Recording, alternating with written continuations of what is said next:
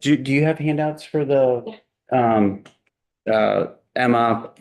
We have kind of a 2025 legislative priorities, coming from obviously VDPA. I think you'll hear some of us touch upon that, throughout the day and maybe as various ways, but as you scan down through it, if there's something there that sticks out to you and you want to ask any of us, feel free to ask. So, I'll quickly introduce myself. Kevin Corey. One second, excuse me, Kevin. Representative Lipsky, did you have I just wanted to know your name. I was about to, yeah, sorry. I can wait for those to go around, or I can just go. Again, I'll introduce myself. Kevin Corey. I work for Phoenix Feeds and Nutrition out in New Haven, Vermont. My role within Phoenix is Director of Nutrition and Sales, and I live in Chittenden County, Vermont. I have a BS from the University of Vermont Animal Sciences. I hold a master's degree in dairy nutrition from the University of Connecticut. Recognized as a professional animal scientist under the American Registry of Professional Animal Scientists. And I'm currently serving on the executive board of the Northeast Agribusiness Feed Alliance, which has some crossover role within VDPA. So I'm fulfilling that role, and also on the Vermont Dairy Producers Association as we are here today. I've advised dairy producers regionally and internationally since 2003, when I came back to Vermont to start my career from the University of Connecticut. My current role takes me to all corners of the state, servicing our dairy producers, along with surrounding states that we border, New England and obviously New York. Phoenix serves all of New England, parts of New York. We have our headquarters in New Haven, down in Addison County. We have a milling site in New Haven. We have our Brandon facility south of Middlebury. And in 23 of February, so we're coming into about 2 years, we bought a feed mill in Augusta, Maine, and now we have a full-time mill in Augusta. Within the state of Vermont, about 70 employees within the state that we employ, another 20 up in Augusta, Maine. And the business, the ownership within the business, which is privately owned still today, is transitioning the business into an employee ownership stock option. And we're currently in a 27% stake within the business, and it's the goal to obviously make that 100% someday. So you have in front of you the priorities that was drafted by the executive board, and you have members of that board here today, and obviously behind me on the screen. And not to recite this, but you will see kind of highlighted in bold on the first page, or the front of the page, fiscal responsibility, climate and environmental regulations, agricultural workforce reform, and immigration. And then on the back, there was only two other things that we wanted to really drive home this year in the legislative session, which was increased food access and energy. And if you dive into those and look underneath it, you'll kind of see the core of each of those. And kind of what we feel facilitates each of those priorities within VDPA this year. So just kind of keep it brief because we have many there. If there's anything I could offer right now, I'm happy to take some questions. Thank you. questions from committee? Kevin? Do you, maybe somebody else will speak to this, Kevin, but can you say anything about the membership size of the organization? I think Emma or Shannon might be better, the total membership in totality. I'm not aware. We can wait. I can. Yeah, that's fine. So what I think what's important to really consider is that the membership is diverse in the sense of you have agribusiness and you have dairy producers, right? So to my left of me and behind me on the screen are 4 dairy producers, but the executive board is also made up of agribusiness. You have, obviously, I'm representing the feed side of the industry and providing feed services to farms. I'm one of only 3 in the state that are providing those services to our dairies. And then you also have Brian Carpenter, who is also involved in VDPA, who runs and heads up Champlain equipment. And so, obviously, the synergy, you know, the ability for us to exist and the ability for them to exist is tightly intertwined. So. Representative Brown? Just following up on the chair's question, anybody on the processing or the wholesale side? We don't have currently anybody on the processing side. You have a lot of the membership that might be involved back in terms of some of the, it could be DFA. We have 2 Agrimark members sitting here to my left of me. You have Walt, who's also an Agrimark member. A lot of times you have, and they can speak to it better than I could, you have members that might be involved in committees within their co-ops representing the processing side, but in terms of a cabinet or a DFA representative within our group today, no. Yeah. And historically, that's always been the case, or it's just What did you say, Emma? Historically, it's been yes. Yeah, that's what I would agree. Yeah. Yeah. Representative Lipscomb? I have an economic question about, feed, Mm-hmm. in the last few years, Mm. floods and different things. Feed costs, or Yep. feed source had to Yeah. come from farther away. Mm-hmm. Is there any good economic news on the cost for, Unfortunately not. Unfortunately not. In terms of what we're seeing, we had the last report from USDA, that was back a couple of weeks ago. There was a major shift in the commodity markets. They all went up. You have government agencies saying one thing, you have private analysts saying another. Neither of them agree, which they usually don't agree. And it has sent feed costs, raw ingredient inputs, corn, soy, let's just stick with the basics, really drastically threw up. There is concern with the new administration, what the world is going to look like as ingredients move all over the world. We obviously grow a substantial amount of our needs within the United States, but then there are minerals primarily that come from China and come from the Far East. Fat sources come from Malaysia. It takes a lot to feed cows that are represented here. The most local product that dairy producers can grow themselves and that we can acquire is corn. That still tends to be king in diets. And that could be corn silage or corn grain. And obviously, a feed company like myself or any of the other companies that I know of and are represented within the state of Vermont acquire it where they can in terms of proximity, because freight plays a big part into that. It plays a big part. So coming out of Canada, typically corn and canola. Coming out of New York State, typically corn, right? And then you got to go other places for other ingredients because they're just not grown here. So it definitely still is the largest feed cost, and they can all speak to it, that it's still the largest cost that they occur on their operation every year. Yeah. Typically, the business that you're in, and you mentioned 2 other businesses serving the state, you're buying all of those raw materials directly from overseas, and then you're taking that to a product that you're selling to the farm. Yeah. We bring in the raw ingredients. We mill the raw ingredients to a formulation. That formulation is built by a nutritionist, a dairy consultant. It's specific to every farm. It's not every farm gets the same. It's very specific to the needs of every dairy and what the performance of that cow is on that dairy and what the products that farm has that they've grown. And how do you complement it? So when I'm talking to lay people or, what do you do? And I say, well, we're trying to complement what the dairy producer has grown themselves and what the performance of that cow is and how do we need to obviously match that performance. So, yeah.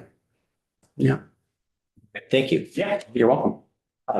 Now, it doesn't matter, I think, to us, what order we go in, but Shannon next on the list, so, okay. I am Shannon Hill.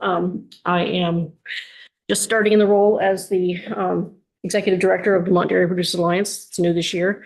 I have only agreed to 1 year to do that.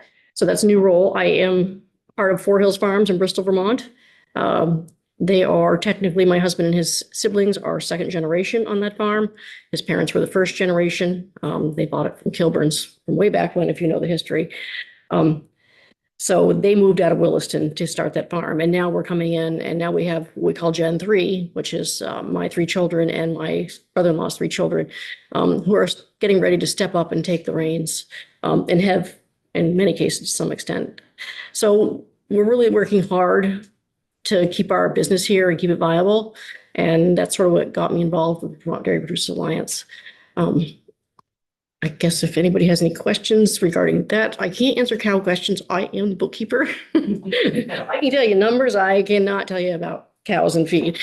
So, but I can answer general information about that. We also have a methane digester on our farm, which Amanda St. Pierre does as well.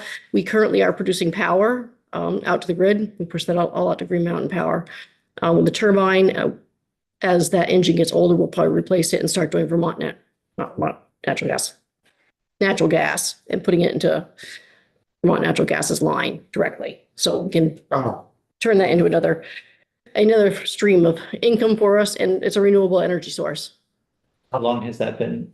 We started the process in 2008. It was 2012, mid 2012, before we actually came online. Yeah. That system. It was long. The time you sign the contracts and line everything up, it takes a while. So it was a big project, and we did get it done, and it's been a very profitable. But we need a new engine, so that's why we're thinking about changeover to you. Representative Nelson. Thank you, Chairman. How many engines are you running? One, two? Just one. Just one?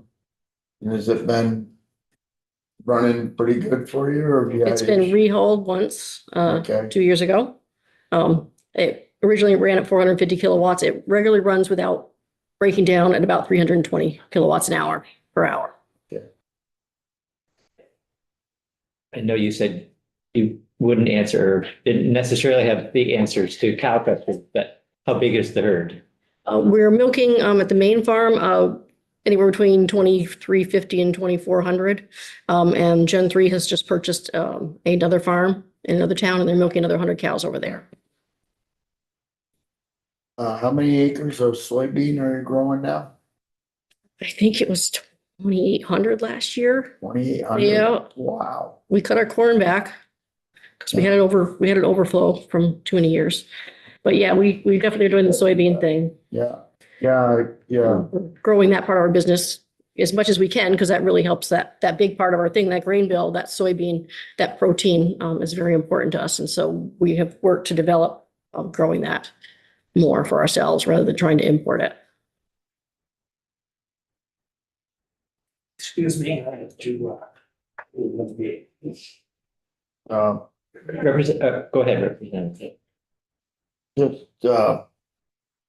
I know a lot of these people that are farming here and Phoenix Feeds, and they really are some of the rock stars in the dairy world, not just in Vermont, but nationwide. And their expertise in cow handling is unsurpassed by all these people that are up here. And they have an extensive show string as well of quality, super quality cows. So when these people come speak to you, they're leaders. They're leaders, nationwide leaders in the agriculture, in the dairy field. They're all here in this room right now. It's quite phenomenal.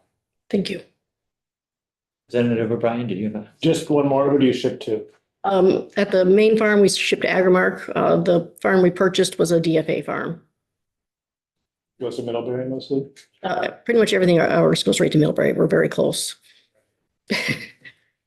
Is your farm on 116? It's on Burpee Road, just off of 160 in Bristol. Yeah, okay. It's a shortcut everybody takes to Burlington now. I think I know it, yeah. Yeah, busy road. it's a very busy road now. Plank roads or? Yeah, Plank Road. Yeah. They're right there on the corner of Plank and Burpee. Yeah. All right, thank you. Okay. Okay, before, well, actually, maybe I could ask Jed, as Tucker's moving over, to lower that blind, because it's.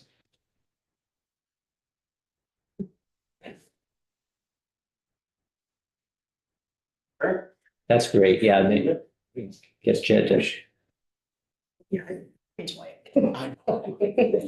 Brian.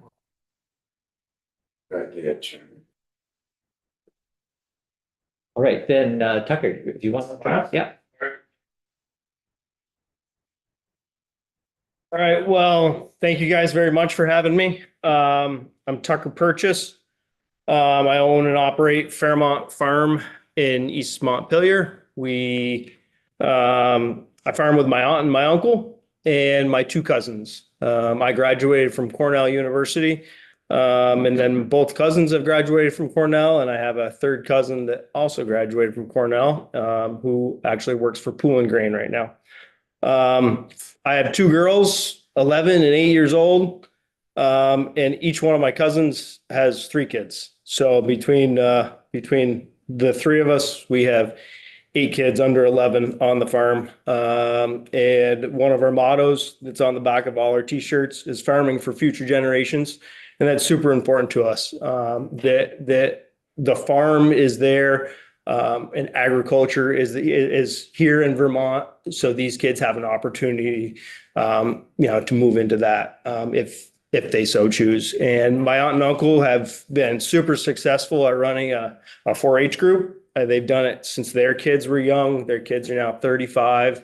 We usually have 12 to 14 kids in that group. Right now, the group is kind of full of our own kids, but we do have 3 or 4 families in East Montpelier that also are involved in 4-H. And 4-H, the kids come to the farm. They typically have a show calf and will show throughout the year. They do quiz bowl. They do multiple things. And through that, we've had 4 other kids that are not from a farm background, but come to our farm, learn about farming, learn about agriculture. And 4 of them went to Cornell and graduated in the dairy or ag program. And now they've all entered, well, I guess one of them, well, 2 of them are still there, and the other 2 have entered ag business jobs here in Vermont. So that's really something I think my aunt and uncle should be proud of and are proud of.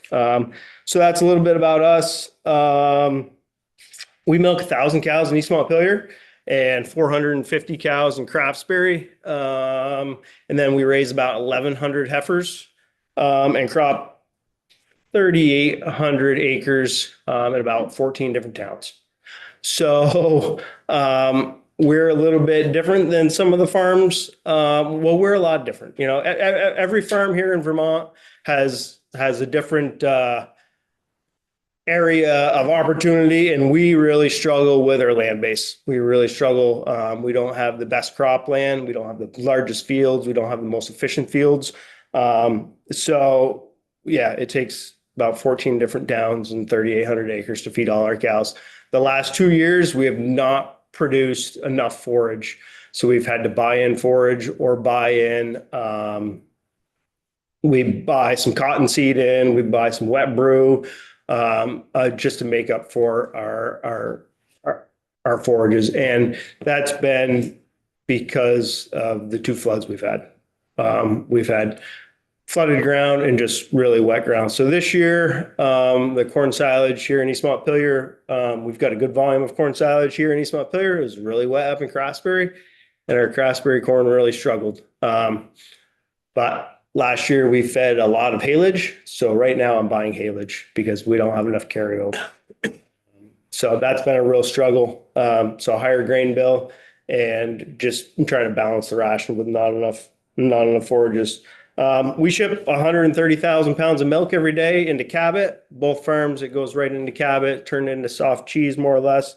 We produce about 12,000 pounds of cheese every day. I think that feeds like 120,000 people every day, their daily intake of dairy or cheese. Just a little bit about what we do on the farm. My cousin Clara, she graduated from Cornell, went to Farm Credit as a loan officer for like 6 years, and then came back to the farm, and she manages all our books, does all our HR stuff, our bill pay, our taxes. And she also runs a summer camp. So 5 weeks out of the summer, she takes 25 kids in. We bring the kids in and kind of teach them about agriculture, teach them about dairy, where their milk comes from, how to make butter, just do all that. And those camps can go online at midnight, and by the next morning they're full. And we get a lot of kids in and out and learning about dairy in Vermont and ag in Vermont, and we're very proud about that. My Aunt Bonnie, she manages all our housing. We have a lot of housing that we house all our employees, and myself and my cousins and my aunt and uncle all live in farm housing. So she does that, and then she manages a Fairmont Market where we sell all our own beef, pork, and lamb, and then we sell some Cabot products and a few other local products. That's pretty much an online thing. People order online. We'll set orders out every day, and then Friday afternoons this time of year we're open. And lately they have we've got a cook that does a meal that's all ready for pickup using our meat. And then in the summer we do ice cream as well. And we kind of started the market kind of during COVID, looking for something else to do, and we've grown that. And I think we doubled our outcome from last year to this year. So that's a real exciting part of the business. It's growing quickly. My cousin Ricky manages all the cows in both dairies and all the people. I don't know how familiar we all are with dairy and cows, but some exciting things that we do with cows is they all have what I call a Fitbit or an SCR tag. So we know how many steps they took. We know how many times they ruminated or they chewed their cud. So that's a way to increase our efficiency and know when to breed a cow or when to treat a cow or when a cow might have a hoof problem. So that's some new technology that it's not that new. We've been doing it for probably 6 or 8 years. But that's exciting. We ship about 86 pounds of cow right now with like a 4.8 and a 3.4 fat, almost 7 pounds of components. So he does an amazing job. We also do, we also have some elite genetics on the farm, and we market a few genetics, a little bit of show stuff, but some also high genomic stuff as well. So we take a little tissue sample. This is my 11-year-old's project. She takes a little tissue sample from every calf. We send that out to a lab in Michigan, and they do a genomic test, and we get 34 traits of what that cow will project to her offspring. And that gives us an idea of how to move forward with that cow, whether we breed her to a beef bull or use her to raise her offspring. Then my uncle manages all the crops and equipment. We grow about 1,700 acres of corn. The rest of it is grass land. All our corn, we cover crop 100% of our corn land. And then we use manure injection on probably 80% of our corn land. Some of our corn land is a little too rocky. The injector doesn't go over very well, but we're injecting all that manure into the cover crop. And just this year or last year, I guess, we bought a dragline system. So we're not trucking all that manure down the road to the fields. We're actually pumping it through a hose. We have 2 miles worth of hose. So we've less trucks on the road, less diesel, need a lot less operators. It's a lot more efficient because that tractor's never stopping. So that's some of the neat stuff we're doing on there. That injector also is GPS mapped, so we can use a thumb drive and look at our field, and it'll show exactly where we put manure and how and the rate of manure on the field, how close we were to a river or a well, or so really trying to keep up with all the environmental regulations and keep our waterways as clean as we can. Other than that, I would say like our biggest challenges on the farm is definitely putting our budget together, trying to figure out how to pay the bills as all our input costs continue to rise. Milk price is still always a huge struggle, and all the little things that we do, the market, the camps, the registered genetics, the stuff. It's all really important, but it's all under 1% of what my total income is. Like milk is number one. I guess that's my biggest challenge. And then labor, trying to get good labor, trying to hold on to labor. Then just keeping up with environmental regulations and making sure we're doing everything that we can to keep our water clean and do everything that we need to do on our part. So that's all I've got. Are there any questions? Representative Burke? Chairman, thanks. I just had one thing to add is this committee's indebted to your farm in a roundabout way, but Todd Newton is Yes, sir. working for me. Yes, sir. He used to work on their farm and I hired him specifically because I'm here. So thank you Yeah. for letting him go to work for me. Hope you guys are finding somebody good to take his place. Todd is, he didn't work for us that long, but I've known Todd ever since he was a kid, and he's always been very helpful on the farm, whether he was working for us full time or not. Yeah, funny story. He came to our Christmas party. Well, it was a New Year's party, and I got everybody a new Fairmont jacket. You know, nice winter jacket. It says Fairmont on the back. Well, Todd left on like the 15th of December. He didn't get a Fairmont jacket. He bugged me the whole party where his Fairmont coat is. I said, well, you come back, maybe you'll get a coat. So, you better buy him a Burt's coat because he's looking for that. Take that note down. Yeah. Go ahead. How many acres did you have impacted in 23 and 24 due to flooding? We lost 100 acres last year. The year before that, it was 340 acres outright loss, with hundreds of acres severely impacted by the moisture. Yeah. So in 23, we had 105 acres gone. Yeah. Gone and fields ruined. The amount, like 5-6 feet of debris in the fields that we originally bulldozed out of the field and kind of built a berm, and then got told that was not okay to be doing. And we hauled over 200 loads out of there. And it's really good for nothing. It's not good fill. It's nothing. It came from the town up the road, ended up in our field, and those two fields are full again this year, and I haven't done anything with them. If you drive on Route 2 headed towards Plainfield, you got that field on the right. I haven't done anything with it. I have to, I need to, but, anyway, so about 105 acres the first year. The second year was about 70, but probably in the range of 250 acres underwater at some point. But this year, the water left quick enough that we raised the head on the chopper and kind of closed your eyes and tried not to worry about the dust and the debris that was in that, and tried to cut it as high as we could to keep it as clean as we could. We only hit one log. Yeah. Oh yeah. Yeah. Logs. Yeah. Logs, refrigerators. Everything.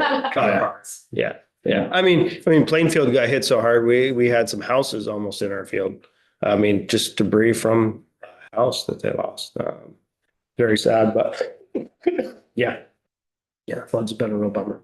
Thank you. Okay. Thank you, guys. We have Walter listed next, and he had to drop. Okay. Amanda, we can go next. Okay. Hi, Amanda. Hi, everybody. Can you hear me okay? Yes, we can hear you loud and clear. Great. Thank you so much for having us in your committee this afternoon. It's an honor to be here, and we are energized for another year. Today, I'm just going to talk a little bit. I'll introduce myself for those that I have not met. It's hard over Zoom, but my name is Amanda St. Pierre, and I currently live and farm in Berkshire with my husband, Mark, and our two sons, Bradley and Jamie, who are 28 and 30, and their wives, Megan and Ellie. And they're working to take over ownership of our dairy farm. I think we're year 4 of active transition. They signed on as partners beginning of last year, which is a very exciting time. I am a member of Vermont Dairy Producers Alliance and a member of the Ag Innovation Board, which I think most of you are aware of the work that's done in that board. back in 1986, when we started farming, we were on a 40 cow tie stall farm. And today we milk on multiple farms. We have an LFO certificate from the Agency of Agriculture and farm 8,000 acres. Richard, don't ask me. I don't know exactly. That's not my part of the dairy, but we've grown is my point. We've grown, and I just wanted to talk a little bit about why we've grown. And I'd like to use our farm as an example of a lot of dairy farms in our state, and we're proud to be part of this industry. A question was asked earlier, and I'll try to answer, on our membership for Vermont Dairy Producers Alliance. And we have members in all counties of the state that have active dairy farms in it. And our membership comes from two ways. One, individual farmers pay in as a member, and then we have industries that sponsor their customers. So I don't have an exact current number of the amount of dairy farms we represent. I can work on that and get that to you. But we are a substantial voice in progressive dairy farming. We work with our counterparts in the organic field, and it is often something that happens when we talk about farming is like organic versus conventional. That is not how we look at it. We look at it as we're part of one industry and we serve two very different parts of the market. So I just want to kind of set that out there because I think as we work on upcoming legislation, it's going to be important to know that we are one industry, two different parts of the market, but the same industry. So in talking a little bit about a progressive dairy farm, we have done things, back in 1986 when we began to now where we are, it is beyond even our imagination. And both of our sons left the farm and went to college. My youngest served in the Army for a period of time and came back to the dairy after attending Cobleskill. And then my older son, Jamie, went to Cornell, like Tucker was saying, into their dairy management program. So we're very, very fortunate to have them see other things that are out there and come back and help kind of lead the way. But progressive dairy farming in Vermont is using a lot of the things that other farms are using across the country. But I think we're advanced in the environmental sector. A lot of the practices that we've implemented, a lot of states are not even doing yet. And when we come to you with some request and some movement on some legislation, it's going to be apparent on why we need certain protections. But getting back to what a progressive dairy farm is like in Vermont, we have diversity. Most of us have diversity. We're doing more than one thing. Shannon mentioned renewable energy. We have a digester we put in 2006 that made electricity. We are now in the active process of converting it to natural gas. We will be fully online. We constructed the digester last year. We're very excited. It will come online in 2025. We were fortunate to work with an out-of-state developer who is actually going to own and operate the digester in a relationship with our dairy farm. And it really helps us do the next generation transition. And we're very excited to be part of that landscape and reducing the carbon footprint of our dairy. So renewable energy is definitely something we're talking about. We're looking into solar potentially to save on some electricity usage. And we look at the carbon footprint and how can we manage our forest and our land to enter different carbon markets that are out there and to sell our offsets. I think you're going to be seeing more of that on farms in Vermont.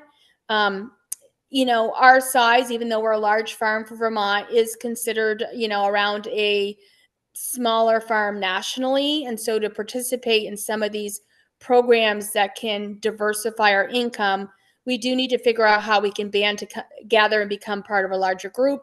So kind of having some conversations on how that could work and look and drive dollars from the marketplace in this field back to the dairy farm. We also diversify in maple. We're a large sugaring operation, again, with our family. My daughter has her own sugar bush, my two sons, and we collaborate. And I think we're tapping over 225,000 trees this year. It's a big increase. We do employ between 70 and 100 people on our dairy farm, depending on the season. We are very proud of that. We have employees that have been with us 35 years. The average length of our employee is about 10 years. We offer competitive packages. Some have housing included, some, medical and disability and vacation time, uniforms, that kind of thing. It's something that we've developed over time. We've had people relocate from other states to work on the dairy. And so we really work to try to become, a preferred employer. And again, our firm's just one of many that do the very same things, and just trying to give you an overview. In addition, I wanted to point out how much our ag practices have changed, and they've changed with the development of science, technology, quite frankly. And so some of our conversations in the State House really need to be involving some of that discussion about how do we increase the broadband and fiber optics. And, so much of what we do now is operated from a satellite in the sky. And it gives us precision agriculture, which allows us with our manure injection to be really precise in how much we're injecting per acre, how many seeds we're planting. And it's not so much a luxury as a necessity, as we are spending a lot of money for these services and we want to get it right the first time. And with weather patterns that are changing with all the flooding and the torrential downpours, we really have sometimes one chance to get it right. So that's a conversation we need to be involved in at the State House. We are also really diverse in our water quality practices. There's going to be a lot of conversation around that this year, and where our farming permits should be housed. And that's another area that we're very passionate about. We feel like we have a lot of information to share, and we need to be at the table. We would like to be at the table. We are, I think, one of the bigger achievers in the industry on water quality. I don't know if everybody dropped off. Is everybody still there?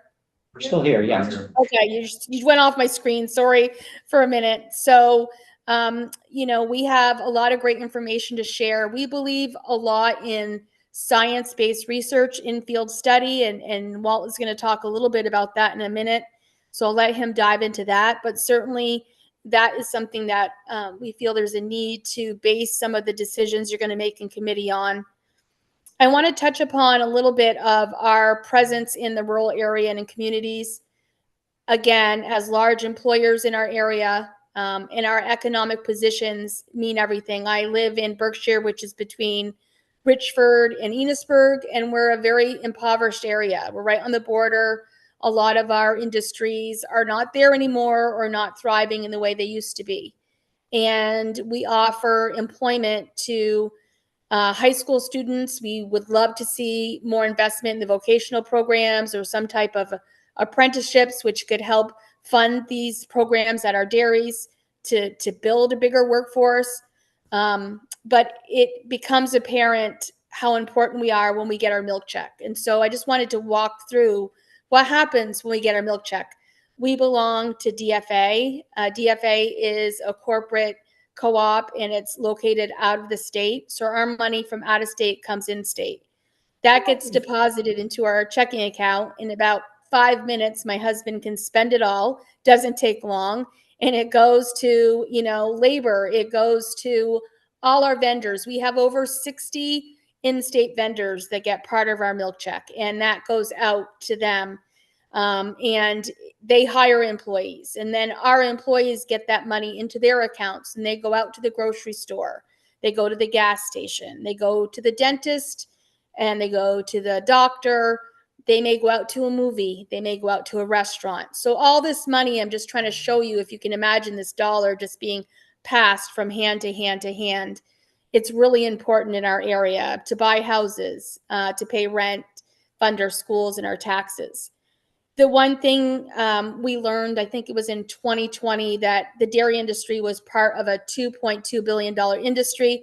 I think that's outdated. I think we're a bigger economic driver than that. We certainly manage thousands of acres as a working landscape, which is one of the top concerns of Vermonters, that we keep a working landscape.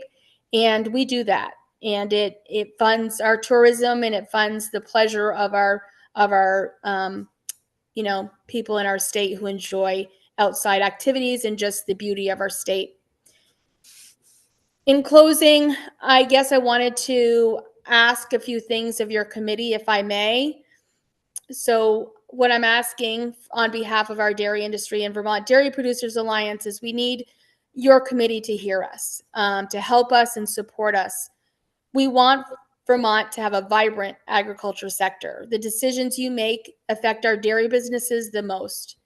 We want to feel like we're a part of the process before legislative, regulatory, and rulemaking. This will lead to an informed decision.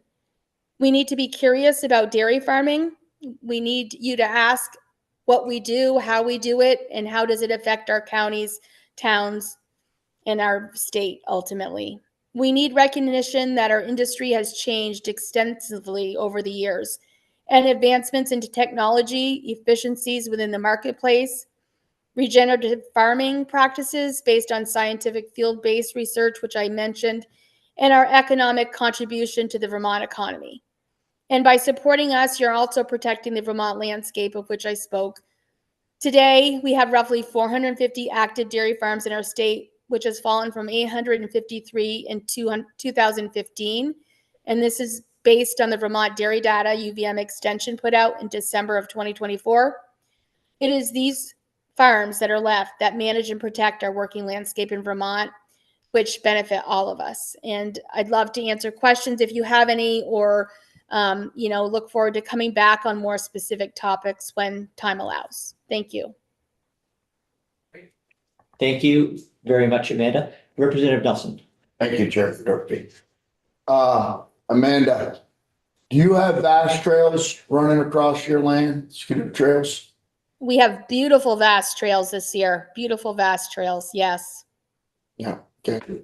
So you share with the non-farmer public. Thank you. Yes, we do. Yeah.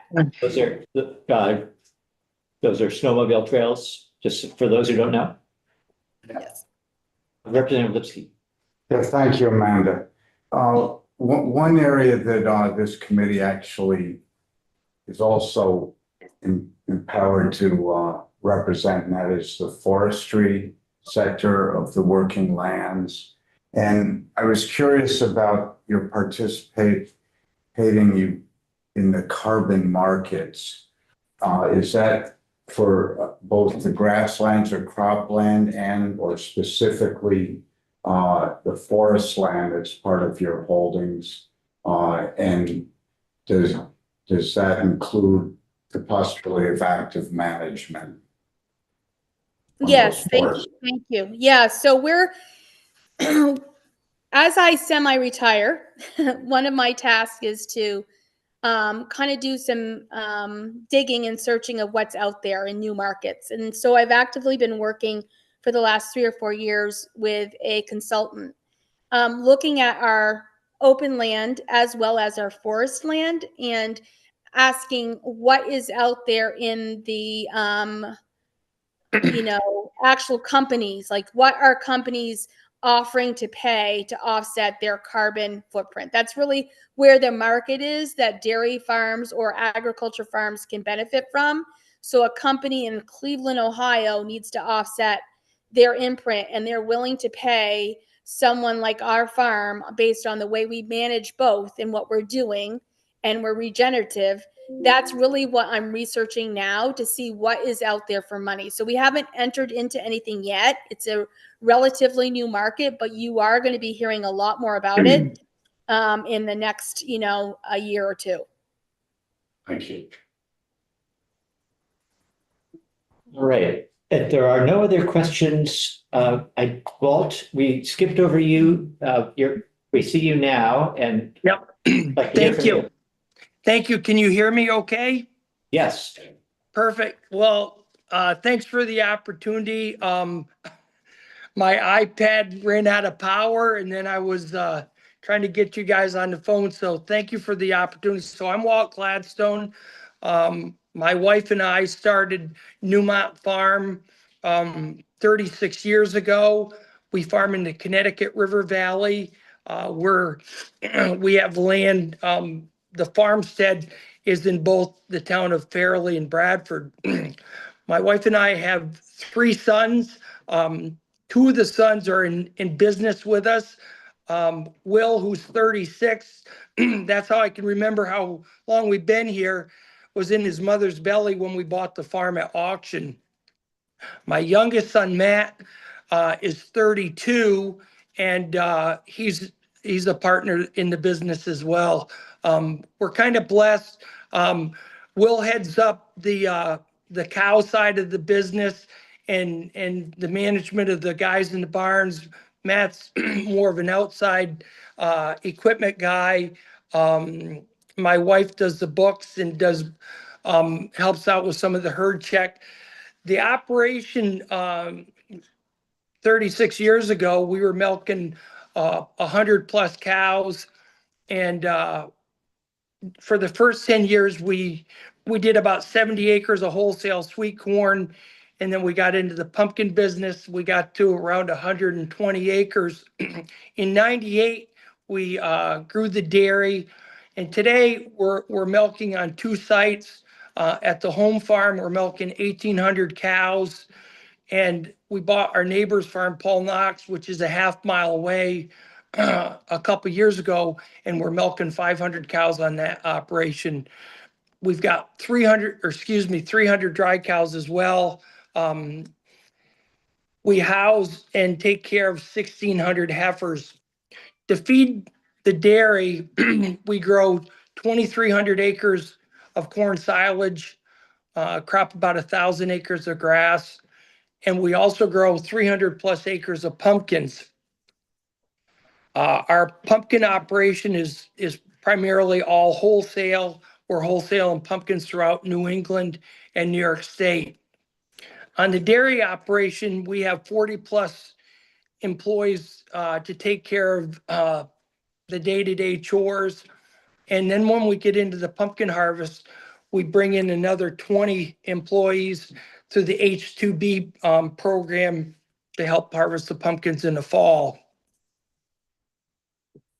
One of the comments that was made this morning when we spoke to the Senate Ag Department, nothing too big or too small, they wanted to hear from. I feel like it's important for you folks to realize I'm 63. A third of my life, I was milking cows with my mom and dad, and we had a 34 cow operation. So a third of my life, I was part of a small farm and never really envisioned to be at this size that we are today.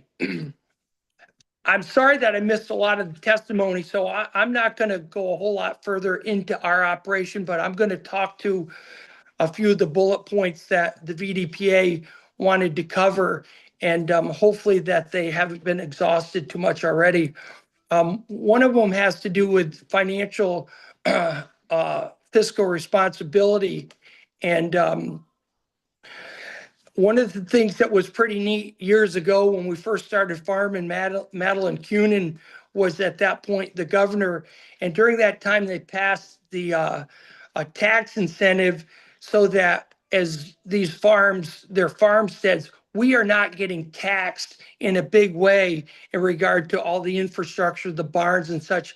And I point that out because, these programs that come and go and that's something that's still out there today. And that's helping us with the economics of our farm as we've grown our operations to not have that heavy tax burden.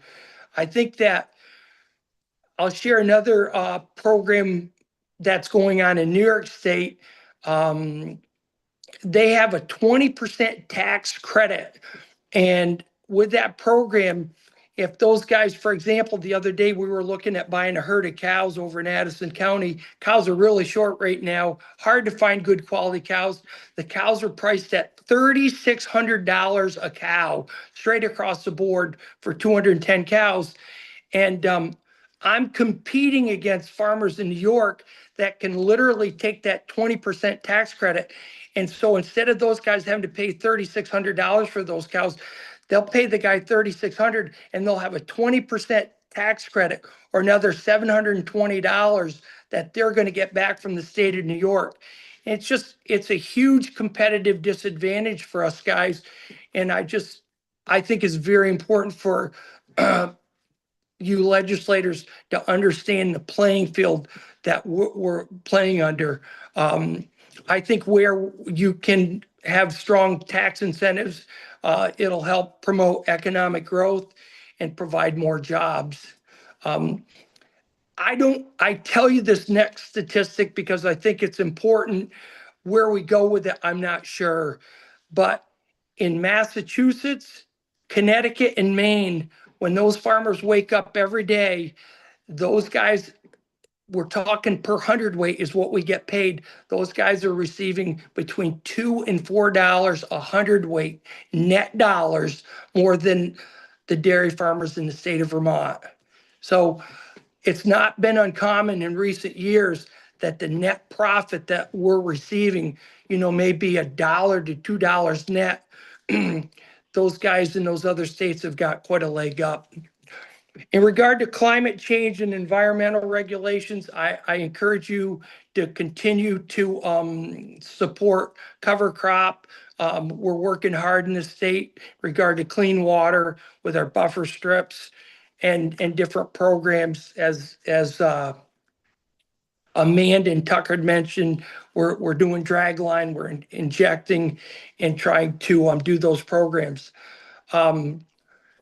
As you know, there's different agencies that regulate agriculture and the environment. And I guess as Amanda just pointed out, I just hope that as new proposals are in front of you, which we know right today, there's decisions to be made on who's going to regulate us in the future, whether it be the ag department or A&R, that we're at the table to be part of knowing what new laws or regulations we're going to have to do on our farms.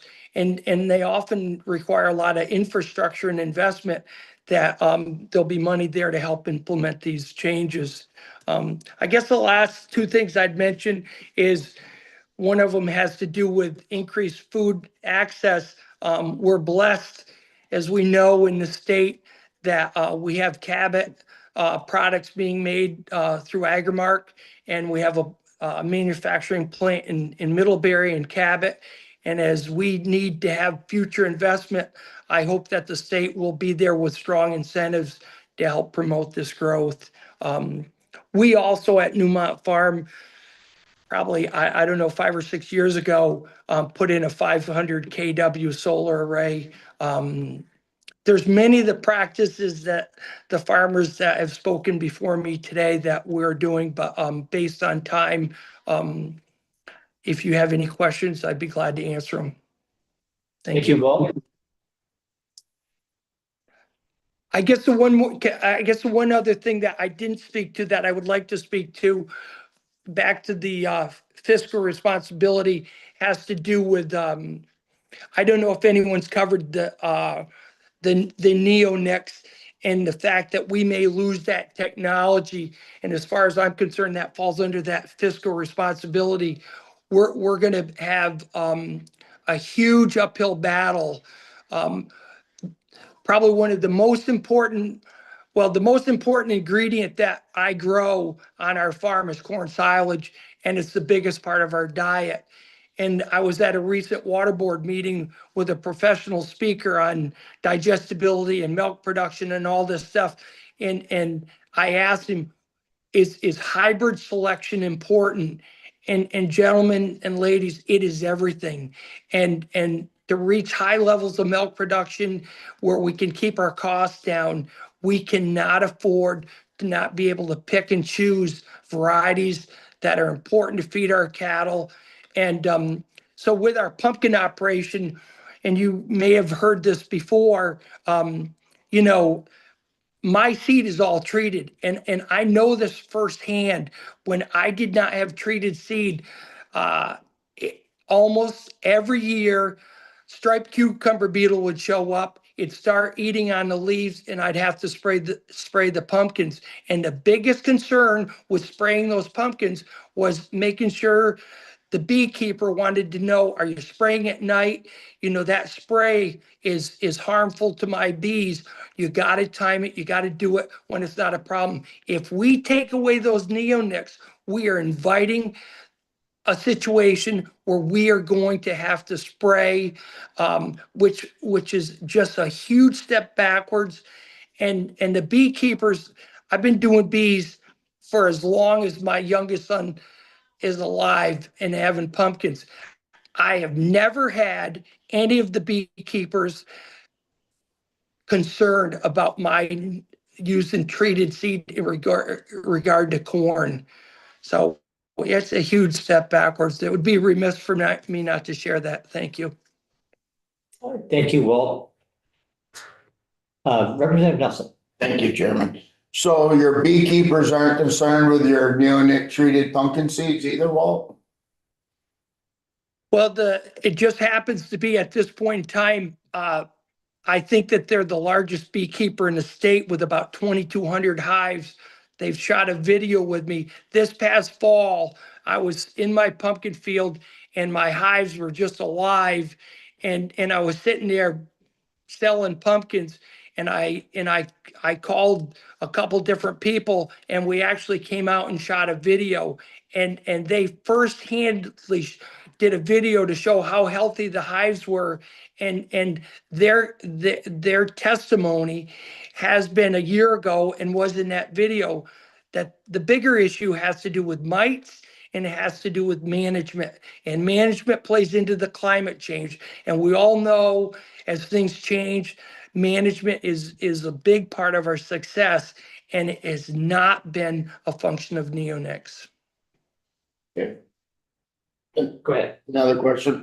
Walt, how many acres of buffer strip do you have? You farm right along that big long river that running down through Vermont. Do you know how many acres of buffer strip you have down there? Richard, I don't, but we farm from Fairleigh in a big way all the way up to Newberry. There's miles of buffer strip. Thank you. All right, not seeing any other hands, and am seeing that it's getting close to sundown, so maybe we'll stop. Thank you all for coming in, and what I know is it's not the best time of day, so appreciate your staying and making it work. And please, yes, please, feel free to stay in touch, and we of course have Richard, who I think is probably a member of your association too, just every day. Thank you. Yeah, thank you.